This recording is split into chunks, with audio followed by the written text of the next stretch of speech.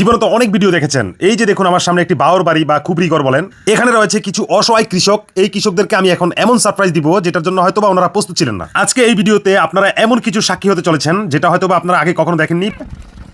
আমরা এখন রয়েছে একটি চরঞ্চলে, যেখানে এখন বর্তমানে আলুর সিজন। এখন আমি ওনাদেরকে কি সারপ্রাইজ দিচ্ছি তাহলে দেখতে থাকো। আমি আপনাদের অঞ্চলে আসছি, বুঝছেন, এক বাড়িতে যাবো, কিছু বাজার করে নিয়ে আসছি। এখন ওই নৌকা আসতেছে না, বুঝছেন। এখন আমার লাগছে খিদা, এখন আপনার সাথে খাওয়া যাবে। তো ঈদ তো গেল 2 দিন হয়েছে, ঈদ করেন নাই? আমার গরিব মানুষের ঈদ মিট আছে না ভাই, কামছি আমরা তাই আহা, একবার ভাবুন তো কতটা হৃদয় বিদারক। একটা ঈদের দিনেও ওনারা ওনাদের স্ত্রী সন্তানের মুখটুকু দেখতে পারেনি। আমি যে বললাম না কিছুক্ষণ আগে, চাচারে যে চাচা আমি এক জায়গায় যাবো, এগুলো এখানে রাইখা দেন, আমি ওই নৌকার জন্য বসে আছি। তো এখানে যেহেতু আমারে খুশি করছেন, আমার যেহেতু খাওয়াইছেন, আমি হচ্ছে এগুলো নিয়ে আসছি, সবাই মিলে আমরা খাবো। বুঝতে পারছেন? খারাপ লাগছে অনেক বেশি না? খারাপ লাগবো না।